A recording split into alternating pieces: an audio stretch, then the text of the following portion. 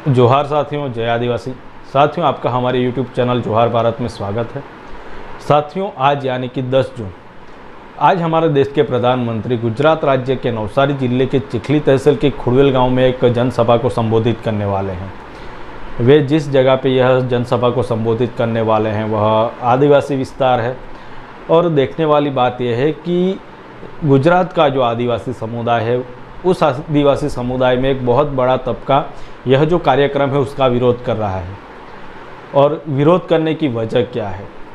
विरोध करने की वजह यह है कि जो आदिवासी विस्तार है, उस आदिवासी विस्तार में जो केंद्र सरकार और राज्य की जो भाजपा सरकार है, उनके द्वारा जो बड़े बड़े प्रोजेक्ट्स लाए जा रहे हैं और उनकी वजह से जो आदिवासी अपनी ज़मीन खो देने वाले हैं और विस्थापित का खतरा है, उसी के डर से जो गुजरात का आदिवासी है वह इस कार्यक्रम का विरोध कर रहा है।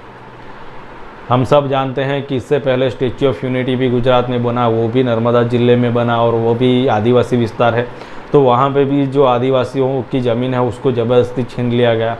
और हाल ही में मोदी जी जहाँ पे यह सभा संबोधित करने वाले हैं नवसारी जिले में, तो उसके आसपास का जो विस्तार है, अब डांग जिले की बात कर लो और नवसारी जिले के जो दूसरे विस्तार है धर्मपुर तालुके की बात कर लो, वलसाड़ जिला है, तो वहाँ पे अगर आप देखेंगे तो हाल ही में वहाँ के जो आदिवासी है वो जो पार तापी नर्मदा लिंक योजना सरकार द्वारा लाई जा रही उसके खिलाफ प्रोटेस्ट कर रहे हैं। हालांकि आदिवासियों का विरोध देख के केंद्र सरकार ने इस योजना को हाल में स्थगित कर दिया है, लेकिन इस योजना को पूरी तरह से उन्होंने रद्द नहीं किया है। लेकिन आने वाले समय में शायद ये योजना वापस आ भी सकती है। और इसकी वजह से जो डांग जिला है और धर्मपुर तालुका, वलसाड़ जिला का जो धर्मपुर तालुका है, वहाँ के जो आदिवासी हैं उनको विस्थापन का खतरा है।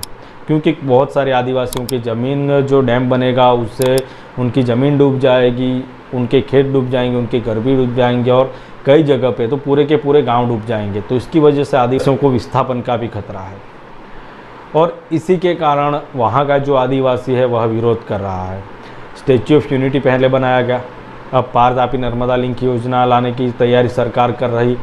और हाल ही में जो भारतमाला प्रोजेक्ट है, इंडस्ट्रियल कॉरिडोर, तो वो भी गुजरात के जिस विस्तार में से प्रसार हो रहा है तो वो भी आदिवासी विस्तार है। और आदिवासी समाज में उसके खिलाफ भी आक्रोश है कि ऐसे बड़े बड़े प्रोजेक्ट सिर्फ आदिवासी विस्तार में क्यों सिर्फ आदिवासियों की ज़मीन ज़बरदस्ती छीनने की सरकार कोशिश कर रही है। अगर हम गुजरात की बात करें तो गुजरात में पिछले 27 साल से भाजपा का शासन है और केंद्र में बात करें तो केंद्र सरकार में भी पिछले 9-8 सालों से भाजपा का शासन है।